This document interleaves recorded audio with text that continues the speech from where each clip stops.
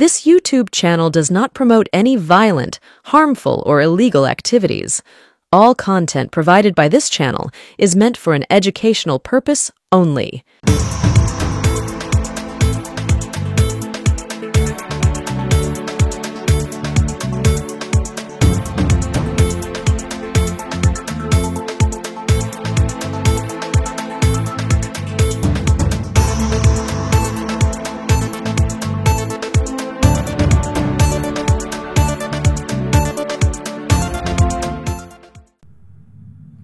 স্বাগতম, নমস্কার, আসসালামু আলাইকুম। দেখুন, একদম গোড়াতেই একটি কথা বলবো যে আজকের আমার অনুষ্ঠানটি কিন্তু নিয়ে কেউ খুব একটা ভাববেন না। আপনাদের মনে হতে পারে যে কোথাও একটু মজা আছে, একটু খোঁচা আছে। না না, সেরকম কিছু আপনাদের ভাবনার জায়গা থেকে আপনারা ভাবতেই পারেন, আপনাদের অধিকার রয়েছে। কিন্তু আমি প্রথমে ভেবেছিলাম যেটা, এই যে চলচ্চিত্র অভিনেতা অভিনেত্রী টালিগঞ্জিকা ইত্যাদি ইত্যাদি কাণ্ড কারখানা হচ্ছে, সেইটা নিয়ে কিছু করা। কিন্তু শনিবার রাত্রে সেটাই প্রবীর বিশ্বাস করছেন। আমি প্রবীরদাকে রিকোয়েস্ট করলাম যে, প্রবীরদা, আমি এমন একটি সাবজেক্ট নিচ্ছি এবং এমন একটি নাম, অবজেকশন করবেন না। তা ওনাকে জানানো হলো। উনি হেসে বললেন যে ঠিক আছে, করুন। আপনাদেরকেও প্রথমে ক্ষমা চেয়ে নিই যে অন্যভাবে নেবেন না, কারণ আমি এর থেকেও ঠোঁট কাটা খারাপ লোক। বরং অনেক ভদ্রভাবে এনকে ডিজিটালে অনুষ্ঠান করছি। আজকে একটু অন্য ট্রেডে খেলবো। আমি কিছু চরিত্র আমার সামনে গুড়গুড় গুড়গুড় করছে, সেগুলো নিয়ে একটু কথা বলবো। তো রবিবারে সকালে যখন অনুষ্ঠান দেখবেন, তখন প্রত্যেকে কিন্তু আপনারা দয়া করে কমেন্টটা করবেন। আমি খুব কৃতজ্ঞ যে আপনাদের প্রচুর কমেন্ট পাচ্ছি এবং প্রচুর ভালোবাসা পাচ্ছি। কিন্তু একই সাথে একটা ব্যাপার ঠিক, যে মাননীয় মুখ্যমন্ত্রী মমতা বন্দ্যোপাধ্যায় বলেছিলেন যে তৃণমূলের প্রত্যেকে যেগুলো স্বচ্ছ, যেই পোর্টাল বা যেই ইউটিউব বা সোশ্যাল তাদের প্রত্যেকে বলেছিলেন যে তোমরা কাজ করো, তো সেটা একটা শেয়ার করো ইত্যাদি ইত্যাদি নানা রকম বাক্যালাপ হয়েছিল ঠিকই। তা আমাদের এই ভালো অনুষ্ঠানগুলো শেয়ার করার লোক নেই, দেখেই না। এমনিতেও তৃণমূলে যারা মানে তথাকথিত হাফ নেতা গোছের ঘুরে বেড়ায়, তারা নিজেদের ধান্দাবাজিতে ঘুরে বেড়ায়। তাদের এটা মগজে ঢোকে না যে ওরে তোদেরকে মেরে টুকরো করে ছেড়ে দিচ্ছে এই প্রথম শ্রেণীর প্রথম পত্রিকা, তারপরে বম্বের লম্পট চ্যানেল ইত্যাদি ইত্যাদি। এটার তো প্রোটেস্ট করার মতন তো অন্য চ্যানেল নেই। আমরা যখন করছি সেগুলোকে একটু হাইলাইট কর রে বাবা। কে কার কথা শোনে? আমি বলতে বলতে ক্লান্ত। আমি দলের মুখপাত্র কুণাল ঘোষের সঙ্গে নিয়মিত যোগাযোগ রেখে আমি বলেছিলাম যে কুণালদা, এটাকে কিছু করা যায়, আমরা প্রসন্দা চালিয়ে যান, ক্যারি অন। আমি ওয়াচ করছি, ওয়াচ অভিষেক বন্দ্যোপাধ্যায় করছেন, মমতা বন্দ্যোপাধ্যায় প্রত্যেকে করছেন। প্রত্যেককে আমি আমার শ্রদ্ধা জানাই। দেখুন, যেটা সত্যি সেটাকে তুলে ধরাটাই বাঞ্ছনীয়। চলে আসে আজকের বিষয়। আজকের বিষয় হচ্ছে গিয়ে শান্তির ছেলে। একদম প্রথমেই আপনাদেরকে বলি যে দয়া করে শটাকে ক বা খ ভেবে এটাকে বেগরবাই করবেন না। শান্তির ছেলে মানে শান্তির ছেলে, এবার আপনি যেভাবেই নেন না কেন। তো এই শান্তির ছেলেদের নিয়ে, মানে ধরুন শুধু ছেলে কেন, মেয়েও থাকবে। মেয়ে মানে শান্তি, শান্তির প্রতীক তারা। তো শান্তি থাকবে মেয়েদের নাম, আর শান্তির ছেলে থাকবে যারা শান্তি চাইছেন, আন্দোলন করছেন বা আন্দোলনে সুরসুরি দিচ্ছেন ইত্যাদি ইত্যাদি। এরা হচ্ছে গিয়ে সব শান্তির ছেলে। তো এই আজকের অনুষ্ঠান শুরু করছি ফের একবার নমস্কার আদাব জানিয়ে শান্তির ছেলে। দেখুন, আমাদের বুদ্ধদেব ভট্টাচার্য যখন মুখ্যমন্ত্রী ছিলেন, বুদ্ধদেব ভট্টাচার্যের ঘনিষ্ঠ একটা মহল ছিল বলে শুনেছি। সেই মহলে আপনি আমি আমজনতাকেও ঢুকতে পারতাম না, ইন্টেলেকচুয়াল ক্লাস। সেখানে সৌমিত্র চট্টোপাধ্যায় ছিলেন, মৃণাল সেন ছিলেন, কিন্তু নিয়মিত বুদ্ধবাবুর সঙ্গে আড্ডা মেরেছেন বলে আমার জানা নেই। তারপরে ধরুন, এখন এই মুহূর্তে তৃণমূল কংগ্রেসে মমতা বন্দ্যোপাধ্যায়ের পেছনে ঘুরঘুর করছেন এমন অনেক ইন্টেলেকচুয়াল তার সঙ্গে যোগাযোগ করতেন। বুদ্ধবাবু দিনের শেষে এই আমাদের ইয়েতে যেতেন, রবীন্দ্র সদন বা ওই চত্বরে নন্দনে গিয়ে বসতেন। সেখানে সুনীল গঙ্গোপাধ্যায় থেকে শুরু করে বিভিন্ন রূপা গঙ্গোপাধ্যায় ইত্যাদি এদের সঙ্গে নাকি যাতায়াত ছিল বলে শুনেছি। বুদ্ধবাবুর পট করে কাউকে মাথায় তুলতেন না, কিন্তু ফিল্ম ফেস্টিভ্যালের সময় তিনি তার পাশে সৌমিত্রবাবু বা মৃণাল সেন ইত্যাদি তথাকথিত সিপিএম এর লোকেদের নিয়ে থাকতে ভালোবাসতেন। মমতা বন্দ্যোপাধ্যায়ের ক্ষেত্রে উল্টোটাই হয়েছে। মমতা বন্দ্যোপাধ্যায়ের ক্ষেত্রে এই ইন্টেলেকচুয়াল ক্লাস, মমতা বন্দ্যোপাধ্যায় মনে করেছেন যে এদেরকে বোধহয় উপযুক্ত সম্মান সিপিএম দিতে পারেনি, সুতরাং এদেরকে সম্মান দিতে হবে, এদের উপযুক্ত মর্যাদার জায়গা থেকে এদেরকে তুলে ধরতে হবে। কবি সাহিত্যিকের থেকেও বড় কথা হচ্ছে যে শিল্পী সিনেমা করে ছোটোখাটো রোল বা সিরিয়াল, এদেরকে তুলে ধরা দরকার। তার উদ্দেশ্য খারাপ কিছু না, কিন্তু মুশকিল হচ্ছে যে আবার সিপিএম এর আমলে চলে যেতে হয়। এবার সিপিএম এর ঢপবাজির জায়গাটা থেকে শুরু করছি আজকের জোরদার অনুষ্ঠান শান্তির ছেলে। আমরা প্রত্যেক বছর দেখতাম আমেরিকার বিরুদ্ধে সিপিএম কাস্তে হাতুড়ি লাল যে তাদের পতাকা, তার চিহ্নটা হচ্ছে কাস্তে হাতুড়ি তারা, এবং কাস্তেটাও একটা অস্ত্র, হাতুড়িটাও একটা অস্ত্র, শ্রমিক কৃষক সিম্বলাইজ করুন। আর হাতে সাদা সাদা বিরাট বিরাট ফেস্টুন তাদের থাকতো, যুদ্ধ নয় শান্তি চাই, যুদ্ধ নয় শান্তি চাই, এটা তাদের ফেস্টুন ছিল। ওই ফ্রন্ট লাইনে তখন এই বিমান বসু, অনিল বিশ্বাসরা সব সেটা নিয়ে হাঁটতেন। লড়াইটা হচ্ছে আমেরিকার বিরুদ্ধে। কিসের শান্তি, ঘোড়ার ডিম কে জানে। শান্তি আমেরিকাতে তাদের পটকাতেও না, ওই একদিন অবরোধ ফবরোধ করে একটা বন্ধ ফন্ধ থেকে নানান অচিলায় তো এসব কারবার করতো। আর আমরা যারা বিরোধিতায় থাকতাম তারা আমরা বলতাম ওই যে শান্তির ছেলেরা যাচ্ছে, মানে অন্যভাবে নেবেন না, শান্তির ছেলেরা যাচ্ছে। এই থেকে শান্তির ছেলে কথাটা মার্কেটে আসে না, ঠিক এইভাবেও মার্কেটে আসে বলে আমার মনে হয় না। এর আগেও আমি দেখেছি এই শান্তির ছেলেটাকে একটু অন্যরকমভাবে আমাদের স্কটিশ স্কুলের ঠিক উল্টো দিকে একটা রাস্তা দিয়ে যেতে হয়, যেখান থেকে স্কটিশ কলেজ অব্দি পৌঁছানো যায়। ওখানে একটা গাঁজার আড্ডা ছিল, শুনেছি মিঠুন টিটুনদের সব সঙ্গী সাথীরা ওই আড্ডা ফাড্ডার সঙ্গে যুক্ত ছিল। তো সেই গাঁজার আড্ডা একটা জায়গা ছিল যেখানে দেদাম, মানে একেবারে সিগারেটের মধ্যে গাঁজা পুড়ে, হ্যাঁ, একেবারে গঞ্জিকা সেবন করে মৃদু হাসে ভাষায় তারা বলতো, তোরা ভালো আছিস তো, ভালো থাক, তোরা সব একেবারে বড় ভালো। কিন্তু পেছনে কিছু যদি বলা যেত যে এই হচ্ছে ওই হচ্ছে, নকশাল না কি ছিল তখন এইসব কাণ্ড কারখানা, বলছে সব শান্তির ছেলে রে এরা। শান্তির ছেলে মানে কি কে জানে, বলতো বটে। আর ছিল হরিদা, আমাদের স্কটিশের উল্টো দিকে, দুপুরবেলায় বাংলা মদ খেয়ে একবারে দেদার খিস্তিমান। আর কেউ যদি হরিদা বাংলা বন্ধ, মানে বাংলা মানে হচ্ছে তার বাংলা মদের কথা বলা হতো, হরিদা বাংলা বন্ধ। আর অমনি হরিদার মুখ থেকে খিস্তির একবারে চলছে, শান্তির ছেলে তুই চিনিস, সেখানেও শান্তির ছেলে, মানে প্র্যাকটিক্যালি শান্তির ছেলে মানে শান্তি তো ভালো কথা, মানে এটা কি অন্য কোনো মিনিং আছে কিনা আমার জানা নেই। তবে শান্তির ছেলের সংখ্যা কিন্তু বাড়ছে, পার্ট টু পার্ট আপনাদেরকে বলি যে শান্তির ছেলেরা কি করছে। প্রথম শান্তির ছেলে তো সিপিএম বটেই, আজও শান্তির ছেলে তারা, এবং এই শান্তির ছেলেরা মোটামুটিভাবে গুছিয়ে গেছে। চিন্তা করুন, আপনাদের কাছে এটা ছোট্ট করে আমি নিবেদন করি, নির্যাতিতা এক ডাক্তার মেয়ে যে আমাদের ভবিষ্যৎ, নির্মমভাবে ধর্ষণ এবং হত্যা হলো। আমরা কোথায় সেটা নিয়ে শোকাহত, 14 তারিখ রাত্রে সেটার প্রতিবাদ হলো। প্রতিবাদ আমার আপনার যারা মনুষ্য সমাজের মানুষ তাদের প্রত্যেকের প্রতিবাদ ছিল, এবং সেটাকে কোথায় পলিটিক্যালি নিয়ে গেল চিন্তা করুন। হই হুজ্জুতি, হাসপাতাল বন্ধ, এবং হাজার হাজার রুগী তারা দাঁড়িয়ে রয়েছে, তাদেরকে চিকিৎসা করা হচ্ছে না, ঘেটে একবারে ঘ করে দিল না মমতাকে ক্ষমতা থেকে ফেলতে হবে, এটা হচ্ছে উদ্দেশ্য। তো শান্তিবাণী কথার জন্য তো এই শান্তির ছেলেরা রাতারাতি বোধহয় ওই আরজিগড় থেকে নবান্নে পৌঁছাবার একটা ধান্দাবাজি করেছিল, শূন্য থেকে মানে আকাশে যাওয়ার তাদের পরিকল্পনা। সেই পরিকল্পনার জল ঢেলে দিল আরেকটা শান্তির ছেলের দল, মানে ওই তারা বলছে যে কি ছাত্র সমাজ নাকি ঘোড়ার ডিম, তাদের এটি মাল ধরা পড়েছিল, তাকে আজকে কোর্ট ছেড়ে দিয়েছে, বলেছে যে না, একে ধরা যাবে না, সে নাকি নির্ভেজাল ছাত্র, কি ছাত্র দল নাকি একটা ঘোড়ার ডিম করেছিল। তো সেই শান্তির ছেলে আজকে ছাড়া পেয়েছে, মানে শান্তিবাণী নিয়ে গেছে বলে শান্তির ছেলে আর কি। তো তিনি বেরিয়ে শুভেন্দু অধিকারীকে ধন্যবাদ দিয়েছে, মানে শান্তিকুঞ্জের শান্তির ছেলে আর কি। তো শুভেন্দু অধিকারীকে ধন্যবাদ দেওয়ার মানেটা কি? অর্থাৎ পরোক্ষে তিনি বুঝিয়ে দিয়েছেন তার পেছনে কলকাঠিটা শান্তির বাণীটা শুভেন্দু অধিকারী ছড়িয়ে দিয়েছে। তো এই চলছে কারবার।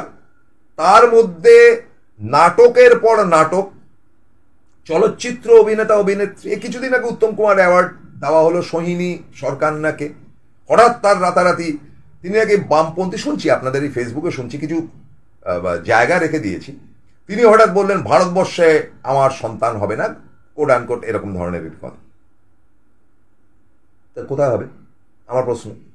তো তিনি তো শান্তি, তো এখন শান্তি চেতে বা চাইতে তাকে তাহলে শান্তির জায়গায় যেতে হবে। সেটা কোথায় না, সুইজারল্যান্ড একমাত্র শান্তির জায়গা। তো সেখানে যেতে গেলে ধরুন আপনি তো বলছেন সন্তানের জন্ম ভারতবর্ষে দেবেন না, তো অন্য কোথাও দিতে গেলে প্রোডাক্টিভিটি তো দরকার। আপনি ধরুন ক্যাটারার বা আপনি ধরুন মিষ্টির দোকানের মালিক, আপনার কাছে 10,000 টাকার অর্ডার এসছে, আপনাকে তো বানাতে হবে রে বাবা আগে সন্দেশ রসগোল্লা ইত্যাদি।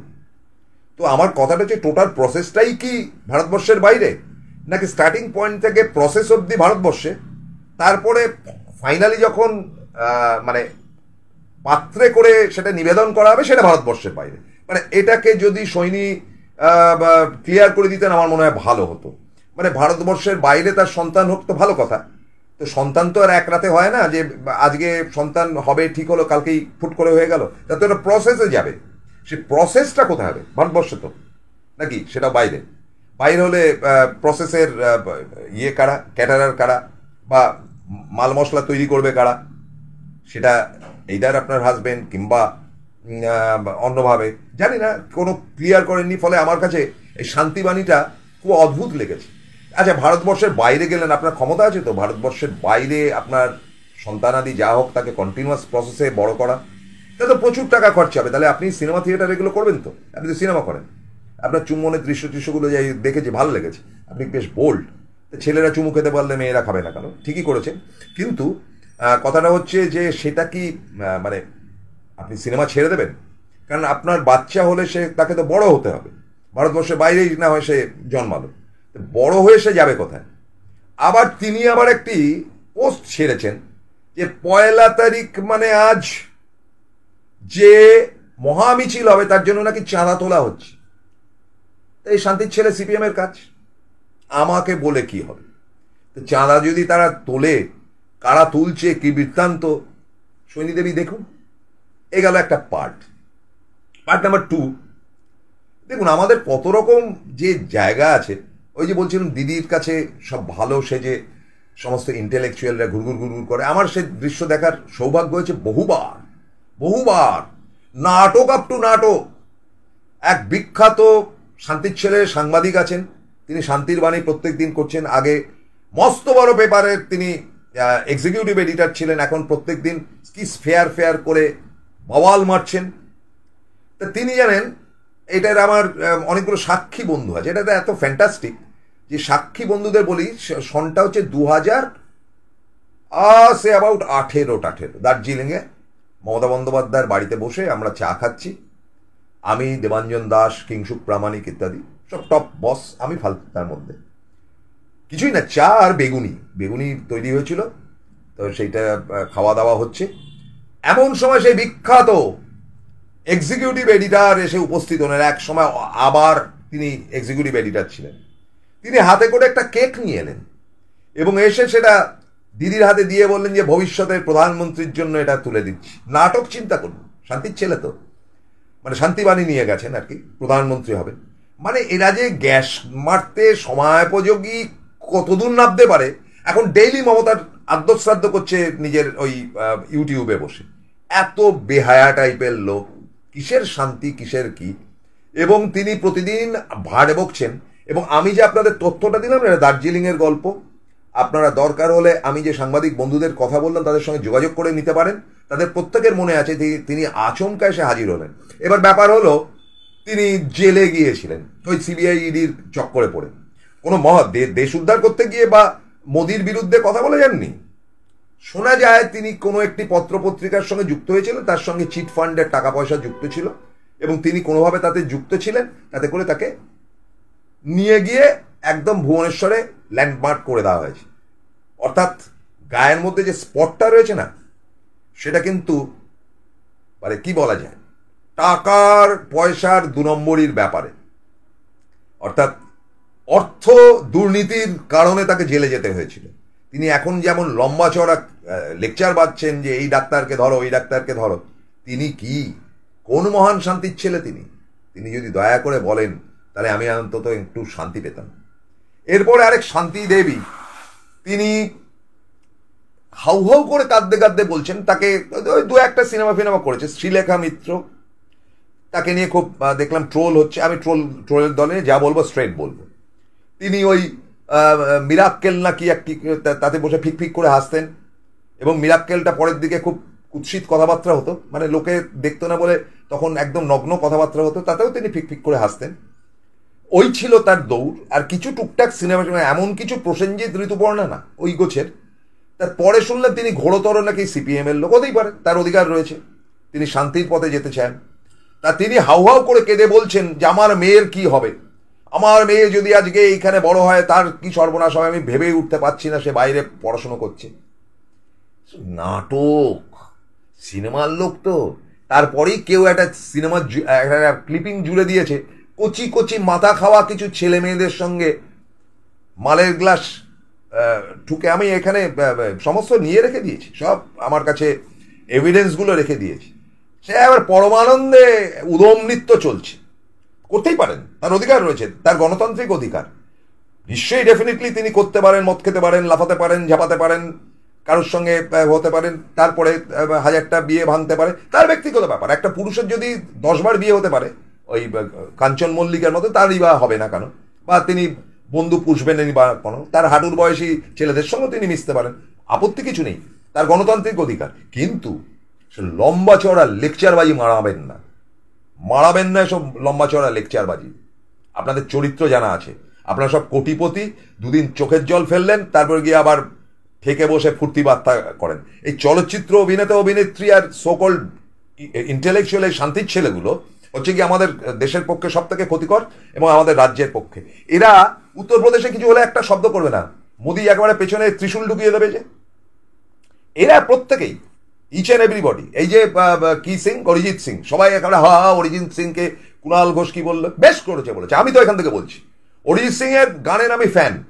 তার মানে অরিজিৎ সিং আজকে গান লিখছেন বা সমালোচনা করছেন মুখ্যমন্ত্রী মমতা বন্দ্যোপাধ্যায়, তিনি তো বম্বের আর্টিস্ট, সারা ভারতে তিনি দাপটে করে যাচ্ছেন।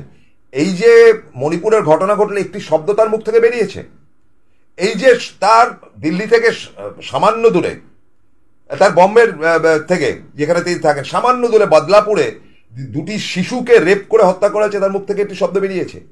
এই যে ভুবনেশ্বরের কাছে যে ডাক্তার রেপ করলো, তার মুখ থেকে একটি শব্দ বেরিয়েছে। তার মুখ থেকে একটি শব্দ বেরিয়েছে উত্তরপ্রদেশে 2টি মেয়েকে ঝুলিয়ে দেওয়া হয়েছে। এরা ধান্দাবাজ, এরা জানে যে মোদি ধরলে ত্রিশূল ঢুকিয়ে দেবে। মমতা কি বলবে, আমি তো এখানে থাকবোই না, বম্বে চলে যাব।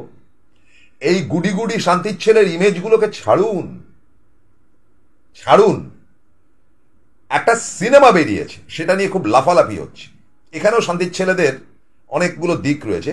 সিনেমাটা উদম খিস্তি করা হয়েছে ওয়েস্ট বেঙ্গলকে, ওয়েস্ট বেঙ্গল গভর্নমেন্ট থেকে, ওয়েস্ট বেঙ্গল আপনাকে আমাকে। এটা গর্গ চট্টোপাধ্যায়, ডক্টর গর্গ চট্টোপাধ্যায়কে অনুরোধ করছি এই ছবিটির বিরুদ্ধে আপনি সোচ্চার হন। আমি আর কত সোচ্চার হবো, একা বয়স হয়ে যাচ্ছে, ক্লান্ত হয়ে পড়ছি। সিনেমাটাতে মামাসি করে ছেড়ে দেওয়া হয়েছে, এবং সেই সিনেমাটাকে বিরুদ্ধে একটি শব্দ টালিগঞ্জের তথাকথিত এই ফিল্ম ফেস্টিভ্যালে মাতব্বরি করা লোকেদের একটি শব্দও নেই। তারা মিছিল করতে পারে প্রদীপ ধরে, মোমবাতি ধরে ইত্যাদি, কেন করবে না? নিশ্চয়ই করবে এই মেয়েটার জন্য। এই যে একটা সিনেমা করে ভাটিংবাজি করছে নরেন্দ্র মোদীর চেলা চামুন্ডারা, যারা ওই কাশ্মীর ফাইলস করেছিল, তাদের করে নরেন্দ্র মোদী 240-এ নেমে গিয়েছিল, ফয়দা কিছু হয়নি, এটা দিয়েও কিছু হবে না। প্রতিবাদটা করতে ক্ষতি কোথায়? প্রতিবাদটা কি খালি একটা জায়গায় স্ট্যাগনেন্ট হয়ে থাকবে যে এটা মমতা ব্যানার্জির কিছু করলে তারপর লাফিয়ে পড়বো? তা দিয়ে কচু করবেন, কাঁচকলা করবেন। মমতা বন্দ্যোপাধ্যায় দাঁড়িয়ে থাকবে, 250 সিটে এখন দাঁড়িয়ে রয়েছেন, কারণ গরিব গুরব মানুষ নেই 80-85%। তারা দেখছে যে তাদের কোনো চিকিৎসা হচ্ছে না, হচ্ছে। মেডিকেল কলেজ অলরেডি স্টার্ট করেছে। আরজিগড়ের ছেলেদেরকে সেলিউট জানিয়ে বলি যে তোমরাও কাজ শুরু করেছো, কিন্তু তোমরা ওই শুনলাম যে ভাই তুমি করে বলছি, তোমরা আমার সন্তান সম, সন্তানের থেকেও ছোট, তোমরা মানে ইয়ে করছো আর কি, মানে সরাসরি দেখছো না, অনেকটাই তোমরা ওই মোবাইল বা ইয়ের মাধ্যমে দেখছো। ওই একটা সময় যেটা খুব চালু ছিল, ভার্চুয়াল সিস্টেমে দেখছো। ভার্চুয়াল সিস্টেমে কেন, সরাসরি রুগী দেখো। 500 রুগী দেখেছে গত শনিবার দিন শুনলাম। ভালো তো, তোমাদের প্রতি আমার শ্রদ্ধা আবার আগের মতন। আবারও বলি, তোমরা আমার বউকে বাঁচিয়েছো, তোমাদের কাছে আমার মাথা নত হয়। কিন্তু তোমরা এই সিপিএম এর মতন শান্তির ছেলেদের পাল্লায় যেও না। এটা শান্তির বাণী আর নয় কো শান্তি বাণী, নয় কো সাজা বুদ্ধ। আর নয় কো শান্তি বাণী, নয় কো সাজা বুদ্ধ। এবার মোড়ে ভীষণ রেগে হতেই হবে ক্রুদ্ধ। নইলে ওরা ভয় পাবে না, ওরা মোটেই ভয় পাবে না। ওদের এবার করতে হবে মস্ত বড় জব্দ। আর নয় কো শান্তি বাণী, নয় কো সাজা বুদ্ধ। এবার মোদের ভীষণ রেগে হতেই হবে ক্রুদ্ধ। শেষ করছি। নমস্কার, আদাব।